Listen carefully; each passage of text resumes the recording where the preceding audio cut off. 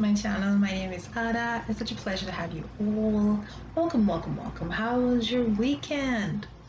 So, I want to talk about a very, very important topic today, and it's called attention seeking. Like, guys, listen.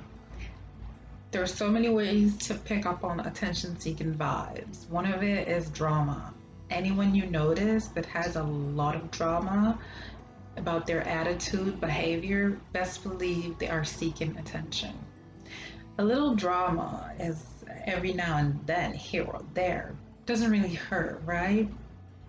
So, what's wrong with drama? Well, the problem is when your drama is intending to gain attention, whether it's negative or positive attention, you just want to be noticed, you just want to be seen.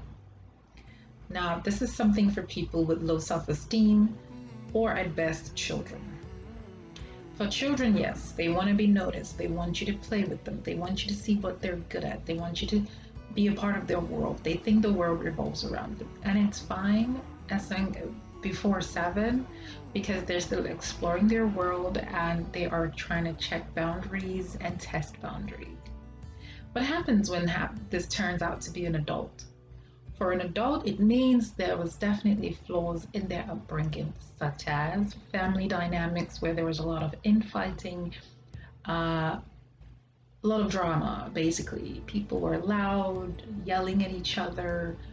It would seem like, oh, okay, is this how you communicate? But apparently, yes.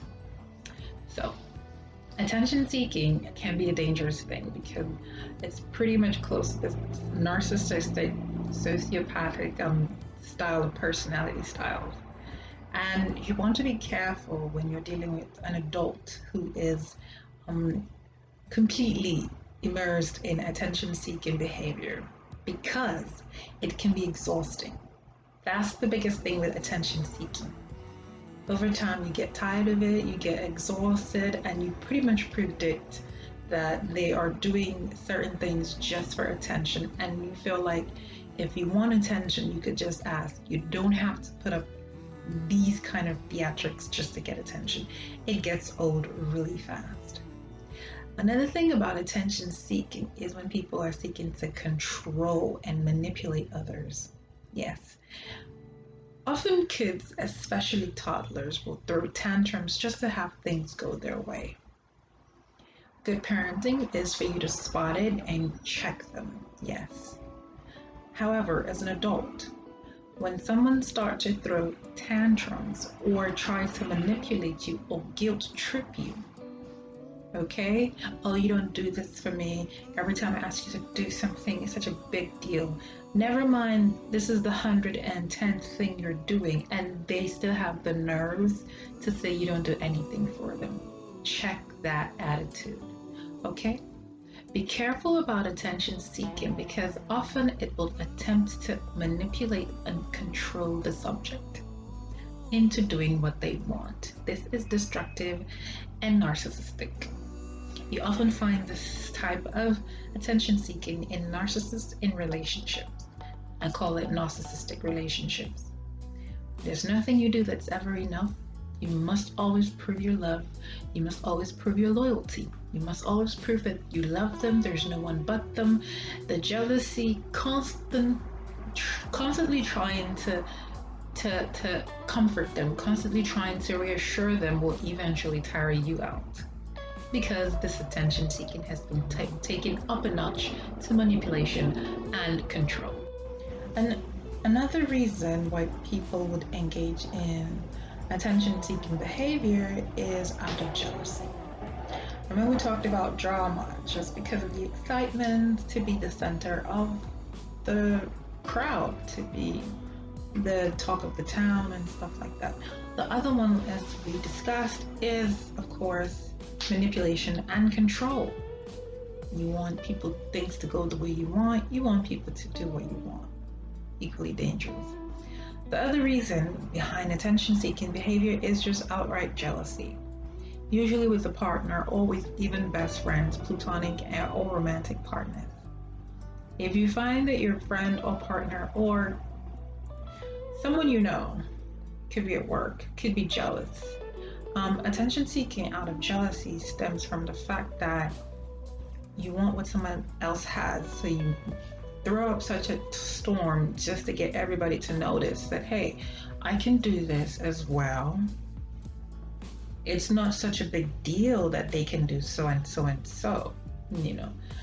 But again, anyone who's noticing, anyone who's insightful would notice that you're just doing that because the other person is getting the accolades for doing it. So also check yourself about that, okay? Generally, attention seeking is kind of a self avoidant behavior. What do I mean by self avoidant? As an adult, there are times you're going to be happy about whatever, and there are times you're going to be sad about whatever. The inability to be by yourself and to enjoy your own company is what gives rise to attention seeking. Yes, when you're not able to enjoy your own company, you will often seek the company of others. And if others are engaged or immersed in some sort of activity or other people with other people, you would want to draw them into your energy or circle. And if that's the case, it's important that you take care of your personal and internal self-esteem. Being able to handle your own company, being able to enjoy your own company will likely reduce any actions that would come off as attention seeking. You have this grand idea about yourself. Everyone should notice you. Everyone should understand that you are the prize. Everyone ought to bow at your feet and kiss your hands. Yes, ma'am. Yes, no, ma'am. Cut out the grandioseness, okay? Attention seeking. It's like an overstated sense of self. You have to understand that it's nice to be loved. It's great to be surrounded by friends, families, generally anyone, that makes you feel happy, that makes you feel loved and wanted. That is all fine and good, fine and dandy, as I'd like to say. But it's important to give people their space and to enjoy your own space and not feel like everyone has to give up what they're doing for you. That's what kids and toddlers do in particular. When a baby's crying, mothers, fathers, nannies have to give up whatever they're doing and attend to them because that's how they communicate. They cry to communicate that they need someone's attention. They can't get whatever attention, they can't do what they need to be done, so they need someone to assist them, and they let you know by crying out for assistance. As an adult, you have to be able to solve some of your problems, and if you cannot solve any problem on your own, there are better ways to ask people for help without attention seeking. And understand that there are people who would know better than you, do better than you, look better than you, even have a lot more better than you. It's okay. That is life. To whom much is given, much is expected. If you try to usurp people's affection or kindness towards you to gain the attention that you did not work for, you eventually end up looking silly. Because, okay, now you have all the attention and you tell everybody, yes, I can do it, I'm important, I'm pretty, and everybody's like, okay, so what did you want us to see? See, that's the problem. When people are giving their attention to someone or something, they know what they're looking at, they know what they're looking for. When you draw all that attention to yourself without actually figuring out why are they looking at this person and what is this person actually doing that they like, you have to secure the understanding and be comfortable in that knowledge before you act on your jealousy or your self-imposed, self-acclaimed importance. At the end of it, what I'm trying to say is attention seeking isn't the best way to get people's attention, because eventually people will get tired of your style of attention seeking and they will see it as attention seeking. If you need something, just ask. If people can or are willing and available to assist or be there, they will. It's important to surround yourself with people who care enough to look out for you check in on you, check upon you, and all that. Attention seeking gets tiring, exhausting, and novelty eventually wears off. Even when you are serious, even when you actually have good news to share, people would just simply see, oh, it's just another trick to get us to notice. It's just another attitude or act, and eventually you lose people's trust and their interest and their care, which is the very thing you were seeking for. So do be careful. Attention seeking does backfire. Even kids eventually learn that mommy and daddy no longer answer to unnecessarily yelling and kicking and all that drama and overactiveness.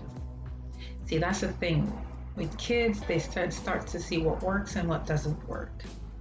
Same thing as an adult.